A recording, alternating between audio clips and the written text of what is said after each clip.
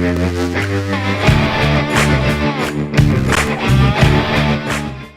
late day, and this is what we've done.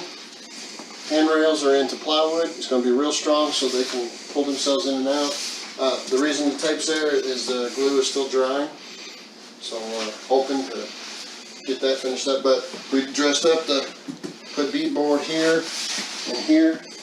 This is plastic, so it won't rot.